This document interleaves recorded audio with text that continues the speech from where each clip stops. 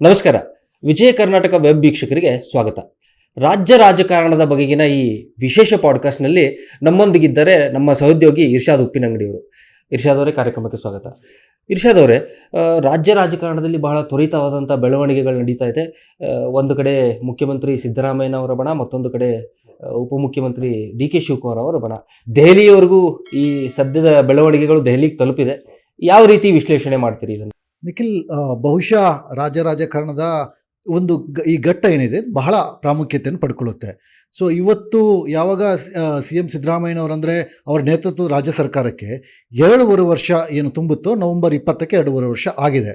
ಆ ನಂತರದಲ್ಲಿ ಒಂದಿಷ್ಟು ಬೆಳವಣಿಗೆಗಳು ನಡೆಯುತ್ತೆ ಎಂಬ ನಿರೀಕ್ಷೆಗಳು ಇದ್ವು, ಸಹಜವಾಗಿದ್ವು. ಆ ಬೆಳವಣಿಗೆಗಳು ಯಾವ ಸ್ವರೂಪವನ್ನು ಪಡ್ಕೊಳ್ಳುತ್ತೆ ಎಂಬುದಕ್ಕೆ ಇದೀಗ ಇವತ್ತು ನಡೀತಾ ಇರುವಂತಹ ಘಟನಾವಳಿಗಳೇನಿದ್ದಾವೆ, ದೆಹಲಿಯಲ್ಲಿ ನಡೀತಾ ಇರುವಂತಹ ಬೆಳವಣಿಗೆಗಳೇನಿದ್ದಾವೆ, ಇದು ಸಾಕ್ಷಿಯಾಗಿದೆ ಎಂಬುದನ್ನು ನಾವು ಭಾಳ ಸ್ಪಷ್ಟವಾಗಿ ನೋಡ್ಬೋದಾಗಿದೆ. ಯಾಕಂದರೆ ಇಲ್ಲಿ 2 ರೀತಿಯ ಬಣಗಳೇನಿದ್ದಾವೆ, 2 ರೀತಿಯ ಬಣಗಳು ಅಧಿಕಾರಕ್ಕಾಗಿ, ಅಧಿಕಾರ ಬದಲಾವಣೆ ಅಥವಾ ಒಂದು ಅಧಿಕಾರ ಉಳಿಸ್ಕೊಳ್ಳೋದಕ್ಕಾಗಿ ಏನೆಲ್ಲ ಪ್ರಯತ್ನಗಳನ್ನು ಪಡಬೇಕು, ಆ ಎಲ್ಲ ಪ್ರಯತ್ನಗಳನ್ನು ಇದೀಗ ಪಡ್ತಾ ಇದೆ. ಭಾಳ ಪ್ರಮುಖವಾಗಿ ನಾವು ಗಮನಿಸಬೇಕಾಗಿರುವಂಥದ್ದು ಸಿ ಎಂ ಸಿದ್ದರಾಮಯ್ಯನವರು ಇವತ್ತು ಕೊಟ್ಟಂಥ ಒಂದು ಹೇಳಿಕೆ ಭಾಳ ಕ್ಲಿಯರಾಗಿ ಒಂದು ಮೆಸೇಜನ್ನು ಹೈಕಮಾಂಡ್ಗೆ ಯಾರಿಗೆ ರವಾನೆ ಮಾಡಬೇಕು ಅದನ್ನು ಅವರು ರವಾನೆ ಮಾಡಿದ್ದಾರೆ. ಅವರು ಭಾಳ ಸ್ಪಷ್ಟವಾಗಿ ಹೇಳಿರುವಂಥದ್ದು, ಮುಂದಿನ 2.5 ವರ್ಷಗಳ ಕಾಲ ನಾನೇ ಮುಖ್ಯಮಂತ್ರಿಯಾಗಿ ಮುಂದುವರಿಯುತ್ತೇನೆ ಅಂತ. ಜೊತೆಗೆ 2 ಬಜೆಟನ್ನು ನಾನೇ ಮಂಡಿಸ್ತೀನಿ ಎಂಬ ಮಾತನ್ನು ಹೇಳಿದ್ದಾರೆ. ಆ ಮೂಲಕ ಡಿ ಕೆ ಶಿವಕುಮಾರ್ ಅವರ ಬಣಕ್ಕೂ ಒಂದು ಸಂದೇಶವನ್ನು ಕೊಟ್ಟಿದ್ದಾರೆ, ಹೈಕಮಾಂಡ್ ನಾಯಕರುಗಳಿಗೆ ಒಂದು ಸಂದೇಶವನ್ನು ಕೊಟ್ಟಿದ್ದಾರೆ. ಯಾಕಂದರೆ ಏನೇ ಬದಲಾವಣೆ ಆದರೂ ಕೂಡ ಅದು ಹೈಕಮಾಂಡ್ ನಾಯಕರುಗಳು ಮಾಡಬೇಕು. ಹೈಕಮಾಂಡ್ ನಾಯಕರುಗಳ ಸೂಚನೆ ಏನಿದೆ ಆ ಸೂಚನೆಗೆ ನಾನೂ ಒಪ್ತೇನೆ, ಶಾಸಕರುಗಳಿಗೂ ಒಪ್ಪಬೇಕು, ಜೊತೆಗೆ ಡಿ ಕೆ ಶಿವಕುಮಾರ್ ಅವರು ಕೂಡ ಅದಕ್ಕೆ ಬದ್ಧರಾಗಿರಬೇಕೆಂಬುದನ್ನು ಹೇಳಿದ್ದಾರೆ. ಈ ಮೂಲಕ ಒಂದು ಕಡೆಯಲ್ಲಿ ಡಿ ಕೆ ಶಿವಕುಮಾರ್ ಅವರು ಅವರ ಆಪ್ತ ಶಾಸಕರು ದೆಹಲಿಗೆ ಹೋಗೋದ್ರ ಮೂಲಕ ಅವರು ಏನು ಸಂದೇಶವನ್ನು ಕೊಡೋದಕ್ಕೆ, ಯಾರಿಗೆ ಏನು ಸಂದೇಶವನ್ನು ಕೊಡಬೇಕು ಅಥವಾ ಒಂದು ರೀತಿಯಲ್ಲಿ ಒತ್ತಡ ತಂತ್ರವನ್ನು ಏನು ಪ್ರಯೋಗ ಮಾಡಬೇಕು ಅದನ್ನು ಪ್ರಯೋಗ ಮಾಡ್ತಾ ಇರುವಂಥದ್ದು. ಜೊತೆಗೆ ಅದೇ ಸಂದರ್ಭದಲ್ಲಿ ಸಿದ್ದರಾಮಯ್ಯನವರು ಇವತ್ತು ಕೊಟ್ಟಂಥ ಹೇಳಿಕೆ ಅವರಿಗೆ ತಿರುಗೇಟಾಗಿ, ಯಾಕಂದರೆ ನೀವು ಏನೇ ಒತ್ತಡ ಪ್ರಯೋಗ ಮಾಡಿದರೂ ಕೂಡ ನಾನು ಅದಕ್ಕೆ ಬಗ್ಗೋದಿಲ್ಲ, ಹೈಕಮಾಂಡ್ ನಾಯಕರೇ ಹೇಳಲಿ, ನಾಯಕತ್ವ ಬದಲಾವಣೆ ಮಾಡಬೇಕೋ ಬೇಡವೋ, ಸಂಪುಟ ಪುನರಚನೆ ಮಾಡಬೇಕೋ ಬೇಡವೋ, ಅದನ್ನು ಹೈಕಮಾಂಡ್ ನಾಯಕರೇ ಹೇಳಲಿ, ಅವರು ಹೇಳಿದ್ದಕ್ಕೆ ನಾನು ಬದ್ಧನಾಗ್ತೇನೆ ಎಂಬುದನ್ನು ಹೇಳೋ ಮೂಲಕ 2 ಬಣ ರಾಜಕಾರಣ ಅಥವಾ 2 ಡಿ ಕೆ ಶಿವಕುಮಾರ್ ಅವರ ಬಣ ಮತ್ತು ಸಿದ್ದರಾಮಯ್ಯನವರ ಬಣ ಯಾವ ಹೆಜ್ಜೆಯನ್ನು ಇಡ್ತಾ ಇದೆ ಮತ್ತು ಮುಂದಿನ ದಿನಗಳಲ್ಲಿ ಯಾವ ರೀತಿ ತೀವ್ರತೆಯನ್ನು ಪಡ್ಕೊಳ್ಳುತ್ತೆ ಎಂಬುದಕ್ಕೆ ಇವತ್ತಿನ ವಿದ್ಯಮಾನಗಳು ಸಾಕ್ಷಿಯಾಗಿದೆ. ಆದರೆ ನೀವು ಹೇಳಿದಂಗೆ ಸಿದ್ದರಾಮಯ್ಯನವರ ಬಣ ಮತ್ತು ಸ್ವತಃ ಸಿದ್ದರಾಮಯ್ಯನವರು ಒಂದು ಸ್ಪಷ್ಟವಾದ ಸಂದೇಶವನ್ನು ಕೊಟ್ಟಿದ್ದಾರೆ. ಹೌದು, ಅದಕ್ಕೆ ವ್ಯತಿರಿಕ್ತವಾಗಿ ಡಿ ಕೆ ಶಿವಕುಮಾರ್ ಬಣ ಮತ್ತು ಖುದ್ದು ಡಿ ಕೆ ಶಿವಕುಮಾರ್ ಮತ್ತು ಅವರ ಸಹೋದರ ಡಿ ಕೆ ಸುರೇಶ್ ಕೂಡ ಒಂದು ಸ್ಪಷ್ಟವಾದ ಸಂದೇಶವನ್ನು ಕೊಟ್ಟಿದ್ದಾರೆ. ಡಿ ಕೆ ಸುರೇಶ್ ಅವರ ಹೇಳಿಕೆಯನ್ನು ನಾವು ಗಮನಿಸೋದಾದರೆ, 2 ಅಧಿಕಾರ ರಚನೆ ಸಂದರ್ಭದಲ್ಲಿ ಹೈಕಮಾಂಡ್ ಮುಂದೆ ಏನೆಲ್ಲ ಚರ್ಚೆ ನಡೆದಿದೆ ಅನ್ನೋದು ನಮಗೆ ಗೊತ್ತಿದೆ ಅನ್ನೋದಂತ ನೇರವಾದ ಮಾತನ್ನು ಡಿ ಕೆ ಸುರೇಶ್ ಅವರು ಹೇಳಿದ್ದಾರೆ. ಸೊ 2 ಬಣಗಳು ಸ್ಪಷ್ಟವಾದ ಸಂದೇಶವನ್ನು ಕೊಡ್ತಿದೆ.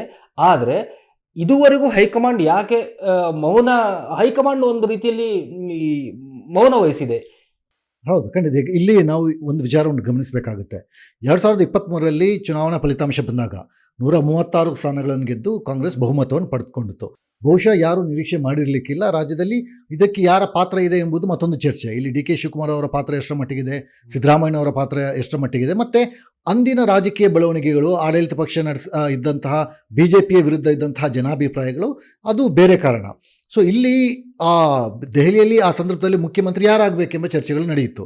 ಒಂದು ಕಡೆಯಲ್ಲಿ ಬೆಂಗಳೂರಿನ ಖಾಸಗಿ ಹೋಟೆಲ್ನಲ್ಲಿ ದೊಡ್ಡ ಮಟ್ಟದಲ್ಲಿ 2 ತಂಡ, ಒಂದು ಕಡೆಯಲ್ಲಿ ಸಿದ್ದರಾಮಯ್ಯನವರ ಪರವಾಗಿ ಅವರ ಬೆಂಬಲಿಗರ ಘೋಷಣೆಗಳಿದ್ವು, ಮತ್ತೊಂದು ಕಡೆಯಲ್ಲಿ ಡಿ ಕೆ ಶಿವಕುಮಾರ್ ಅವರ ಪರವಾಗಿ ಅವರೇ ಮುಖ್ಯಮಂತ್ರಿ ಆಗಬೇಕೆಂಬ ಘೋಷಣೆಗಳಿದ್ವು. ಇವೆಲ್ಲದಕ್ಕೂ ಇಲ್ಲಿಯ ಜನರು ನಾವೆಲ್ಲ ಸಾಕ್ಷಿಯಾಗಿದ್ದೀವಿ. ಆದರೆ ಹೈಕಮಾಂಡ್ ಮಟ್ಟದಲ್ಲಿ ಅಥವಾ ದೆಹಲಿ ಮಟ್ಟದಲ್ಲಿರ್ಬೋದು, ಹೈಕಮಾಂಡ್ ನಾಯಕರುಗಳ ಮಟ್ಟದಲ್ಲಿರ್ಬೋದು, ಅದು ರಾಹುಲ್ ಗಾಂಧಿ ಆಗಿರ್ಬೋದು ಅಥವಾ ಸೋನಿಯಾ ಗಾಂಧಿ ಆಗಿರ್ಬೋದು ಅಥವಾ ಇತರ AICCಯ ಪ್ರಧಾನ ಕಾರ್ಯದರ್ಶಿಗಳೇನಿದ್ದಾರೆ, ಅದು ಸಂಘಟನೆ ಇರ್ಬೋದು ಅಥವಾ ರಾಜ್ಯ ಉಸ್ತುವಾರಿ ಇರ್ಬೋದು, ಸೊ ಅವರ ನೇತೃತ್ವದಲ್ಲಿ ಏನು ಚರ್ಚೆ ಆಯಿತು, ಅಲ್ಲಿ ನಡೆದಂತಹ ಮಾತುಕತೆಗಳೇನು ಎಂಬುದನ್ನು ಬಹಿರಂಗವಾಗಿ ಹೈಕಮಾಂಡ್ ನಾಯಕರುಗಳು ಕೂಡ ಇದುವರೆಗೂ ಹೇಳಿಲ್ಲ. ಇಲ್ಲಿ ಸಿದ್ದರಾಮಯ್ಯನವರ ಆಪ್ತರು ಮಾಡ್ತಾ ಇರುವಂಥ ಪ್ರಶ್ನೆ ಅದು. ಹೌದು, ಒಪ್ಪಂದ ಆಗಿದೆ ಅಂತ ಹೇಳ್ತೀರಿ, ಯಾರ ನಡುವೆ ಒಪ್ಪಂದ ಆಗಿದೆ, ಏನು ಒಪ್ಪಂದ ಆಗಿದೆ, ಆ ಒಪ್ಪಂದದಲ್ಲಿ ಡಿ ಕೆ ಶಿವಕುಮಾರ್ಗೆ ಏನು ಆಶ್ವಾಸನೆಯನ್ನು ಕೊಟ್ಟಿದ್ದಾರೆ, ಅದನ್ನು ಯಾಕೆ ಹೈಕಮಾಂಡ್ ನಾಯಕರು ಇದುವರೆಗೆ ಬಹಿರಂಗಪಡಿಸಿಲ್ಲ? ಹೈಕಮಾಂಡ್ ನಾಯಕರುಗಳು ಕೂಡ ಅದನ್ನೇ ಅವ್ರ ಹತ್ರ ಕೇಳಿದಾಗ ಕೂಡ ಒಪ್ಪಂದದ ಬಗ್ಗೆ ಇದುವರೆಗೂ ಯಾರೂ ಯಾವುದೇ ಹೇಳಿಕೆಗಳನ್ನು ಕೊಟ್ಟಿಲ್ಲ. ಹಾಗಿರುವಾಗ ಸಿದ್ದರಾಮಯ್ಯನವರಿಗೆ ಇದೊಂದು ಬಲ.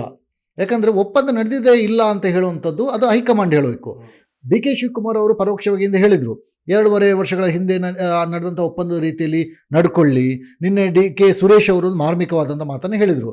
ಯಾಕಂದರೆ ಸಿದ್ದರಾಮಯ್ಯನವರು ನುಡಿದಂತೆ ನಡೀತಾರೆ. ಅದನ್ನು ಆ ಕಾರಣಕ್ಕಾಗಿ ಏನೆಲ್ಲ ಬೆಳವಣಿಗೆಗಳಾಗಿದೆ ಅದಕ್ಕೆ ನಾನು ಸಾಕ್ಷಿ ಇದ್ದೀನಿ, ಅವರು ನುಡಿದಂತೆ ನಡ್ಕೊಳ್ಳಿ ಅಂತ ಮಾತನ್ನು ಹೇಳಿದರು.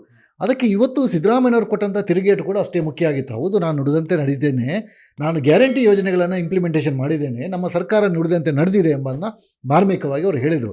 ಆ ಮೂಲಕ ಇವತ್ತು ಅವರು ಕೊಟ್ಟಂಥ ಹೇಳಿಕೆಗಳನ್ನು ಭಾಳ ಸ್ಪಷ್ಟವಾಗಿ ಗಮನಿಸಿದರು. ಹಿಂದೆ ಕೂಡ ಇದೇ ರೀತಿಯನ್ನು ಹೇಳಿದರು ಅವರು. ಯಾಕಂದರೆ ನಾಯಕತ್ವ ಬದಲಾವಣೆ ಅದು ಹೈಕಮಾಂಡಿಗೆ ಬಿಟ್ಟ ವಿಚಾರ. ನಾನೇ 5 ವರ್ಷಗಳ ಕಾಲ ಮುಖ್ಯಮಂತ್ರಿ ಆಗಿರ್ತೀನಿ ಎಂಬ ಮಾತನ್ನು ಹೇಳಿದರು. ಇವತ್ತು ಅದನ್ನು ಮತ್ತೊಮ್ಮೆ ಪುನರುಚ್ಚರಿಸಿದ್ದಾರೆ ಈ ಸಂದರ್ಭದಲ್ಲಿ. ಯಾಕಂದರೆ 2.5 ವರ್ಷ ಆಯಿತು, ನವಂಬರ್ 20ಕ್ಕೆ 2.5 ವರ್ಷ ತುಂಬಿದೆ ರಾಜ್ಯ ಸರ್ಕಾರಕ್ಕೆ. ಇದೇ ಸಂದರ್ಭದಲ್ಲಿ ಯಾವಾಗ ಡಿ ಕೆ ಶಿವಕುಮಾರ್ ಅವರು ಸೈಲೆಂಟ್ ಆಗಿದ್ದರು, ಅವರು ಒಂದು ರೀತಿಯಲ್ಲಿ ಸೈಲೆಂಟ್ ತಂತ್ರಗಾರಿಕೆಯನ್ನು ಪ್ರಯೋಗ ಮಾಡ್ತಾಯಿದ್ರು. ಇಲ್ಲಿ ನಾವೊಂದು ಗಮನಿಸಬೇಕು ನಿಖಿಲ್, ಅವರು ಯಾವಾಗ ಸಿದ್ದರಾಮಯ್ಯನವರ ಆಪ್ತರು, ಅದು ಸಚಿವರು ಜಮೀರ್ ಇರ್ಬೋದು, ಬೇರೆ ಬೇರೆ ಅವರ ಜೊತೆಗಿದ್ದಂಥ ಶಾಸಕರುಗಳಿರ್ಬೋದು, ಪದೇ ಪದೇ ಸಿದ್ದರಾಮಯ್ಯನವರ ನಾಯಕತ್ವ ಅಗತ್ಯತೆ ಇದೆ, ಯಾಕೆ ಅಗತ್ಯ, ಮುಂದಿನ ಚುನಾವಣೆವರೆಗೂ ಅವರ ನಾಯಕತ್ವ ಯಾಕೆ ಬೇಕು. ಇತ್ತೀಚೆಗೆ ಸಂತೋಷ್ ಲಾಡ್ ಅವರು ಕೂಡ ಅದನ್ನು ಹೇಳಿದರು. ಅವರ ನಾಯಕತ್ವದಲ್ಲೇ ಮುಂದಿನ ಚುನಾವಣೆಗೆ ನಾವು ಹೋಗಬೇಕು ಅಂತ ಒಂದು ಅನಿವಾರ್ಯತೆ ಇದೆ ಎಂಬ ಮಾತನ್ನು ಹೇಳಿದರು. ಡಿ ಕೆ ಶಿ ಎಲ್ಲೂ ಅವರ ಆಪ್ತರು ಕೆಲವೊಂದು 2 ಶಾಸಕರುಗಳು, ಅದು ರಂಗನಾಥ್ ಇರ್ಬೋದು, ಇಕ್ಬಾಲ್ ಹುಸೇನ್ ಅವರು ಇರ್ಬೋದು, ಅವ್ರ ಹೇಳಿಕೆಯನ್ನು ಕೊಟ್ಟರೆ ವಿನಃ ಬೇರೆ ಯಾರೂ ದೊಡ್ಡ ಮಟ್ಟದಲ್ಲಿ ಆ ರೀತಿಯ ಹೇಳಿಕೆಗಳನ್ನು ಕೊಟ್ಟಿಲ್ಲ. ಯಾವಾಗ ಈ 2 ಶಾಸಕರು ಹೇಳಿದರು, ಜೊತೆಗೆ ಅಲ್ಲಿ ಶಿವರಾಮೇಗೌಡರು ಕೂಡ ಒಂದು ಮಾತನ್ನು ಹೇಳಿದರು. ಅವರು ಕಾಂಗ್ರೆಸ್ ಪಕ್ಷದಲ್ಲಿ ಯಾವುದೇ ರೀತಿಯ ಸ್ಥಾನಮಾನಗಳನ್ನು ಕೂಡ ಹೊಂದಿಲ್ಲ, ಆದರೂ ಕೂಡ ಅವರಿಗೆ ನೋಟಿಸನ್ನು ಜಾರಿ ಮಾಡಲಾಗಿತ್ತು. ಆ ಮೂಲಕ ಡಿ ಕೆ ಶಿವಕುಮಾರ್ ಅವರು ಯಾಕಂದರೆ ನನ್ನ ಆಪ್ತರು ಯಾವುದೇ ರೀತಿಯಲ್ಲಿ ಹೇಳಿಕೆಗಳನ್ನು ಕೊಡ್ತಾ ಇಲ್ಲ, ಕೊಟ್ಟಂಥವರಿಗೆ ನಾನು ನೋಟಿಸನ್ನು ಜಾರಿಗೊಳಿಸಿದ್ದೀನಿ ಅಂದರೆ ಅವರ ಸೂಚನೆ ಮೇರೆಗೆ ಶಿಸ್ತು ಸಮಿತಿ ನೋಟಿಸನ್ನು ಜಾರಿಗೊಳಿಸಿತು. ಆದರೆ ಯತೀಂದ್ರ ಸಿದ್ದರಾಮಯ್ಯನವರು ಅದೇ ಸಂದರ್ಭದಲ್ಲಿ ಹೇಳ್ತಾರೆ, ನಾಯಕತ್ವ ವಿಚಾರವಾಗಿ ಯತೀಂದ್ರ ಸಿದ್ದರಾಮಯ್ಯ ಅವರ ಸ್ಟೇಟ್ಮೆಂಟು. ಸೊ ಆ ಸ್ಟೇಟ್ಮೆಂಟಿಗೆ ಡಿ ಕೆ ಶಿವಕುಮಾರ್ ಅವರು ಯಾವುದೇ ನೋಟಿಸನ್ನು ಜಾರಿ ಮಾಡೋದಿಲ್ಲ, ಯಾವುದೇ ಸೂಚನೆಯನ್ನು ಕೊಡೋದಿಲ್ಲ.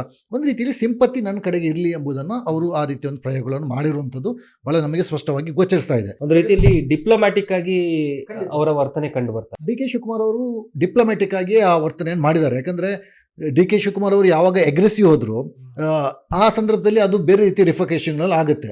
ಆ ಕಾರಣಕ್ಕೆ ಅವರಿಗೂ ಗೊತ್ತಿದೆ, ಯಾಕಂದರೆ ಅವರ ಮುಂದೆ ಇರುವಂಥವರು ಬಹಳ ಪ್ರಭಾವಿ ನಾಯಕ, ಅಹಿಂದ ವರ್ಗದ ನಾಯಕ. ಸಿದ್ದರಾಮಯ್ಯನವರಿಗೆ ಹಿಂದುಳಿದ ವರ್ಗ ನಾಯಕರಾಗಿ ರಾಷ್ಟ್ರೀಯ ಮಟ್ಟದಲ್ಲಿ ತಮ್ಮದೇ ಆದಂಥ ವರ್ಚಸ್ಸಿದೆ. ಹೈಕಮಾಂಡ್ ನಾಯಕರುಗಳು, ಅದರಲ್ಲೂ ರಾಹುಲ್ ಗಾಂಧಿ ಅವರಿಗೆ ಸಿದ್ದರಾಮಯ್ಯನವ್ರ ಬಗ್ಗೆ ಭಾಳ ಉತ್ತಮವಾದಂಥ ಒಪಿನಿಯನ್ ಇದೆ. ಇತ್ತೀಚೆಗೆ ಸಿದ್ದರಾಮಯ್ಯನವರು ದಿಲ್ಲಿಗೆ ಹೋಗಿ ಬಂದ ನಂತರ ಅವರ ಬಾಡಿ ಲ್ಯಾಂಗ್ವೇಜಲ್ಲಿ ಕೂಡ ಒಂದಿಷ್ಟು ಬದಲಾವಣೆಗಳಾಗಿದ್ದಾವೆ. ಯಾಕಂದರೆ ರಾಹುಲ್ ಗಾಂಧಿ ಸಿದ್ದರಾಮಯ್ಯನವರಿಗೆ ಅದೇ ಸಂದರ್ಭದಲ್ಲಿ ಡಿ ಕೆ ಶಿವಕುಮಾರ್ ಅವರು ಹೋದರು, ಸಿದ್ದರಾಮಯ್ಯನವರು ಬೇರೆ ಸಚಿವರುಗಳು ಹೋದರು. ಅವರು ಹೋಗಿರುವಂಥದ್ದು ಒಂದು ಪುಸ್ತಕ ಬಿಡುಗಡೆ ಕಾರ್ಯಕ್ರಮಕ್ಕೆ. ಆ ಸಂದರ್ಭದಲ್ಲಿ ರಾಹುಲ್ ಗಾಂಧಿ ಅವರು ಸಿದ್ದರಾಮಯ್ಯನವರನ್ನು ಭೇಟಿಗೆ ಅವಕಾಶ ಸಿಗುತ್ತೆ. ಅವರ ಮನೆಗೆ ಹೋಗಿ ಸಿದ್ದರಾಮಯ್ಯನವರು ರಾಹುಲ್ ಗಾಂಧಿಯನ್ನು ಭೇಟಿ ಮಾಡ್ತಾರೆ. ರಾಹುಲ್ ಗಾಂಧಿ ಜೊತೆಗೆ ಸಂಪುಟ ಪುನರಚನೆ ಬಗ್ಗೆ ಕೂಡ ಅವರು ಪ್ರಸ್ತಾಪ ಮಾಡ್ತಾರೆ. ರಾಹುಲ್ ಗಾಂಧಿ ಅದೇ ಸಂದರ್ಭದಲ್ಲಿ ಸಂಪುಟ ಪುನರಚನೆಗೆ ನೀವು ಖರ್ಗೆ ಅವರ ಜೊತೆಗೆ ಮಾತಾಡಿ ಒಂದು ರೀತಿಯಲ್ಲಿ ಗ್ರೀನ್ ಸಿಗ್ನಲ್, ಪರೋಕ್ಷವಾಗಿ ಅವರು ಗ್ರೀನ್ ಸಿಗ್ನಲನ್ನು ಕೊಟ್ಟಿರುವಂಥದ್ದು ಭಾಳ ಸ್ಪಷ್ಟ. ಆದರೆ ಅದೇ ವೇಳೆ ಡಿ ಕೆ ಶಿವಕುಮಾರ್ ಅವರು ದೆಹಲಿಯಲ್ಲಿ ಇರ್ತಾರೆ. ಅದಕ್ಕೂ ಮೊದಲು ಡಿ ಕೆ ಶಿವಕುಮಾರ್ ಹಲವಾರು ಬಾರಿ ದೆಹಲಿಗೆ ಹೋಗಿ ಬಂದಿದ್ದಾರೆ. ಯಾವತ್ತೂ ರಾಹುಲ್ ಗಾಂಧಿ ಅವರನ್ನು ಭೇಟಿ ಮಾಡೋದಕ್ಕೆ ಸಾಧ್ಯ ಆಗಿಲ್ಲ. ಸೊ ಇದು ಭಾಳ ಸ್ಪಷ್ಟವಾದಂಥ ಒಂದು ಸೂಚನೆಯನ್ನು ಅಥವಾ ಆ ರೀತಿಯ ಮುನ್ಸೂಚನೆಯನ್ನು ಕೊಡುವಂಥದ್ದು. ನಾಯಕತ್ವ ಬದಲಾವಣೆ ರಾಜ್ಯದಲ್ಲಿ ಸದ್ಯಕ್ಕೆ ಇಲ್ಲ. ಅದರ ಆಧಾರವಾಗಿ, ಯಾಕಂದರೆ ನಾವು ದೆಹಲಿಯಲ್ಲಿ ಸಿದ್ದರಾಮಯ್ಯನವರು ಹೋದ ನಂತರದಲ್ಲಿ ಕೆಲವೊಂದು ಅವರ ಜೊತೆಗೆ ಗುರುತಿಸಿಕೊಂಡಂಥ ಶಾಸಕರುಗಳು ಅಲ್ಲಿ ಕೂಡ ಇದ್ದರು. ಅವ್ರ ಹತ್ರ ಆಫ್ ದ ರೆಕಾರ್ಡ್ ಮಾತಾಡ್ತಾ ಇದ್ದ ಸಂದರ್ಭದಲ್ಲಿ ಕೂಡ ಸಿದ್ದರಾಮಯ್ಯನವರ ಮುಖದಲ್ಲಿ ಒಂದು ರೀತಿಯ ಮಂದಹಾಸ ಇತ್ತು ಎಂಬ ಮಾತನ್ನು ಅವರು ಪದೇ ಪದೇ ಹೇಳ್ತಾ ಇದ್ರು. ಯಾಕಂದರೆ ರಾಹುಲ್ ಗಾಂಧಿ ಮನೆಯಿಂದ ಅವ್ರ ಜೊತೆ ಮಾತುಕತೆ ನಡೆಸಿ ನಿವಾಸದಿಂದ ಹೊರಗಡೆ ಬಂದಾಗ ಸಿದ್ದರಾಮಯ್ಯ ಒಂದಿಷ್ಟು ಕಾನ್ಫಿಡೆಂಟ್ ಆಗಿದ್ದರು. ಅವರಿಗೆ ಒಂದು ರೀತಿಯ ಸ್ಪಷ್ಟವಾದಂತಹ ಸುಳಿವು ಸಿಕ್ಕಿತ್ತು. ಯಾಕಂದರೆ ನಾಯಕತ್ವ ಬದಲಾವಣೆ ಇಲ್ಲ, ನಮಗೆ ಗೋ ಹೆಡ್ ಹೇಳಿದ್ದಾರೆ ಎಂಬ ಸುಳಿವು ಅವರಿಗೂ ಸಿಕ್ಕಿತ್ತು. ಆ ಕಾರಣಕ್ಕಾಗಿ ಸಿದ್ದರಾಮಯ್ಯ ಕಾನ್ಫಿಡೆಂಟ್ ಆಗಿ ಈ ಮಾತನ್ನು ಇವತ್ತು ಹೇಳಿರೋದು. ಯಾಕಂದರೆ ಮುಂದಿನ 2.5 ವರ್ಷಗಳ ಕಾಲ ನಾನೇ CM ಆಗಿರ್ತೀನಿ ಎಂಬುದನ್ನು ಭಾಳ ಕಾನ್ಫಿಡೆಂಟ್ ಆಗಿದ್ದಾರೆ. 2 ಬಜೆಟ್ ನಾನೇ ಮಂಡನೆ ಮಾಡ್ತಾರೆ ಎಂಬುದರ ಬಗ್ಗೆ ಗಟ್ಟಿ ಧ್ವನಿಯಲ್ಲಿ ಹೇಳಿರುವಂಥದ್ದು ಜೊತೆಗೆ ಒಂದು ಸಂದೇಶವನ್ನು ರವಾನೆ ಮಾಡಿದ್ದಾರೆ. ಆದರೆ ಇವತ್ತಿನ ರಾಜಕೀಯ ಬೆಳವಣಿಗೆಗಳನ್ನು ಗಮನಿಸಿದ್ರೆ, ಒಂದು ಡಿ ಕೆ ಶಿವಕುಮಾರ್ ಅವರ ಮನೆ ಸುತ್ತ ಕೆಲವೊಂದಿಷ್ಟು ಬೆಳವಣಿಗೆಗಳು ನಡೀತಾ ಇದೆ. ಡಿ ಕೆ ಶಿವಕುಮಾರ್ ಅವರು ಮನೆ ಸುತ್ತ ಕಂಡು ಬಂದರು. ಸಿದ್ದರಾಮಯ್ಯ ನಿರ್ಲಿಪ್ತ ಭಾವದಲ್ಲಿದ್ದಂಗೆ ಕಾಣ್ತಿದ್ದಾರೆ. ಆದರೆ ಡಿ ಕೆ ಶಿವಕುಮಾರ್ ಮತ್ತು ಅವರ ಬಣ ಸ್ವಲ್ಪ ಅಗ್ರೆಸಿವ್ ವರ್ತನೆಯನ್ನು ತೋರ್ತಾ ಇದೆ ಇವತ್ತಿನ ಇದನ್ನು ಗಮನಿಸಿದ್ರೆ. ಖಂಡಿತ. ಯಾಕಂದರೆ ಡಿ ಕೆ ಶಿವಕುಮಾರ್ ಅವರು ಹಿಂದೆ ಇದಕ್ಕೆ ಪೂರ್ವಕ ಮತ್ತೊಂದು ಪ್ರಶ್ನೆ, ನಿಮಗೇನು ಅನ್ಸುತ್ತೆ, ಈ ಒಪ್ಪಂದ ಆಗಿರ್ಬೋದಾ? ಆಗಿರದೇ ಇದ್ದಿದ್ರೆ ಡಿ ಕೆ ಶಿವಕುಮಾರ್ ಈ ಮಟ್ಟದಲ್ಲಿ ರೆಸ್ಪಾಂಡ್ ಮಾಡೋಕ್ಕೆ ಸಾಧ್ಯ ಇತ್ತ? ಇಲ್ಲಿ ಒಪ್ಪಂದದ ಬಗ್ಗೆ ಅಂತಿಮವಾಗಿ ಹೇಳುವಂಥವ್ರು ಹೈಕಮಾಂಡ್ ನಾಯಕರುಗಳು. ಯಾಕಂದರೆ ರಾಜ್ಯದ ಯಾವುದೇ ನಾಯಕರುಗಳಿಗೆ ಒಪ್ಪಂದದ ಬಗ್ಗೆ ಸ್ಪಷ್ಟವಾದಂಥ ಮಾಹಿತಿ ಇಲ್ಲ. ಆ ಮೌನ ಉದ್ದೇಶಪೂರ್ವಕವಾಗಿ ಇರಬಹುದು. ಯಾಕಂದರೆ ಈಗ ಇಲ್ಲಿ ಹೈಕಮಾಂಡ್ ನಾಯಕರುಗಳು ಈ ಸಂದರ್ಭದಲ್ಲಿ ಒಂದು ನಿಲುವನ್ನು ಭಾಳ ಸ್ಪಷ್ಟವಾಗಿ ತೆಗೆದುಕೊಳ್ಬೇಕಾಗುತ್ತೆ. ಯಾಕಂದರೆ ಸಿದ್ದರಾಮಯ್ಯನವರು ಒಪ್ಪಂದದ ಬಗ್ಗೆ ಎಲ್ಲೂ ಹೇಳಿಲ್ಲ, ಡಿ ಕೆ ಶಿವಕುಮಾರ್ ಅವರು ಪರೋಕ್ಷವಾಗಿ ಹಿಂದೆ ಒಮ್ಮೆ ಹೇಳಿದರು ಆ ರೀತಿ ಒಂದು ಒಪ್ಪಂದ ಆಗಿದೆ, ಆ ನಂತರ ಅದನ್ನು ಅವರು ಕೂಡ ನಿರಾಕರಣೆ ಮಾಡಿದರು, ಅದು ಹೈಕಮಾಂಡ್ ನೋಡ್ಕೊಳ್ಳುತ್ತೆ ಅಂತ ಮಾತನ್ನು ಹೇಳಿದರು.